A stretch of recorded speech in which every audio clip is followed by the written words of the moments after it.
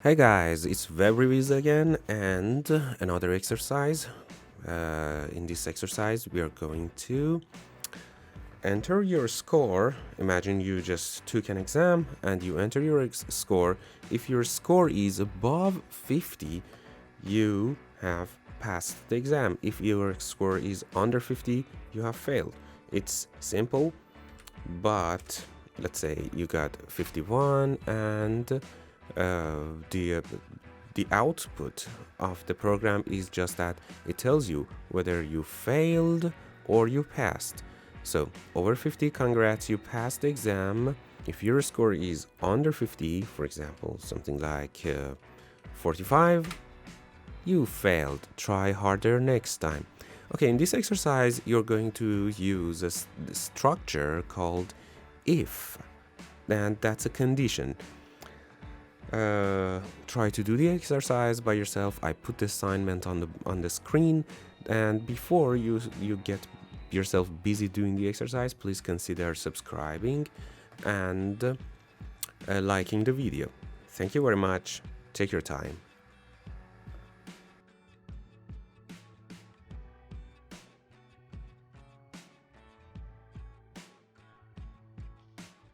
Okay, since we are working with numbers, we need to define our variable as an int type. Int stands for integer or a number, and that number is a score. Now let's prompt the user to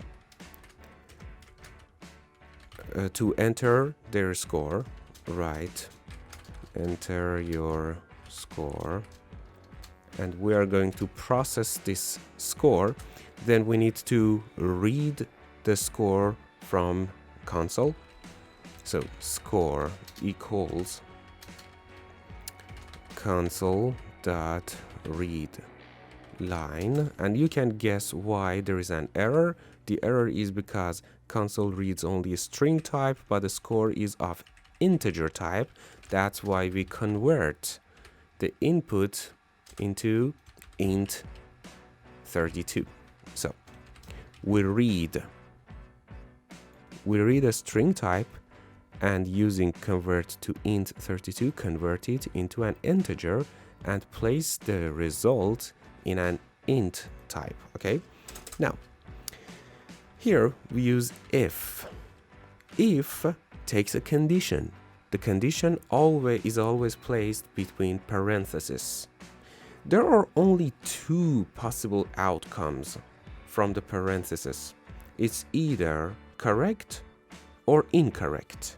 Now, in the world of coding or programming, correct is known as true and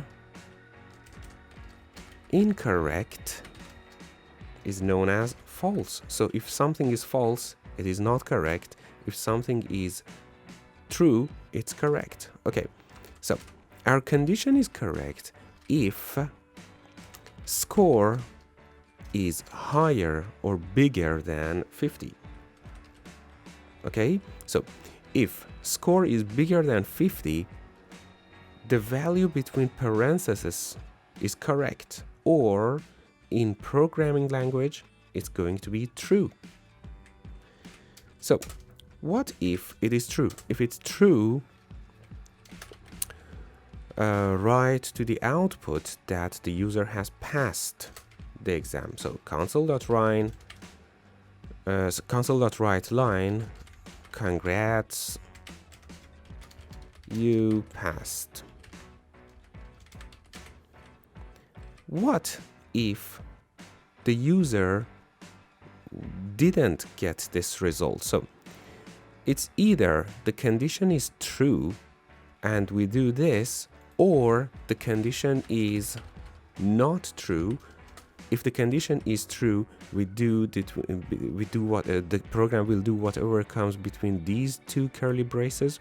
And if the condition is wrong or false, the curly braces between after the else keyword will be run. Okay, so this one will run if the condition is true sorry, and cancel dot write line, sorry you failed, will run, sorry, if our condition is false. This is our condition, true this part and false this part. So one of the two, either of the two will run, and two, both of them are not possible. Okay, so let's run it and give it a try. Okay, here is our console, and for grade 40, sorry you failed, and for 95, congrats, you passed.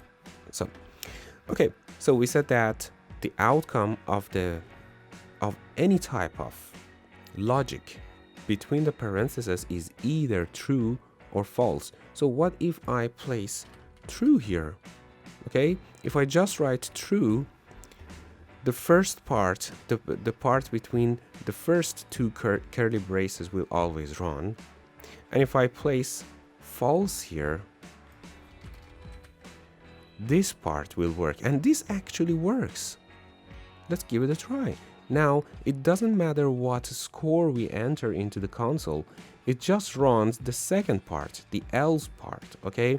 So if we get even 100, we'll get the answer, sorry you failed. Why? Because we told it that the outcome of the condition is false. We just explicitly told the if condition that we are giving a false value. Okay, let's change it back to what it was before. Okay, thank you for watching the video. Just don't forget that this is one video from a playlist, and if you want to progress in C#, you better watch every video in the playlist. The videos are arranged from easy to hard, or we better say from beginner to advanced levels. And don't forget to subscribe and like the video and push the little bell button so that so that when I upload another video, you're the first one to see it.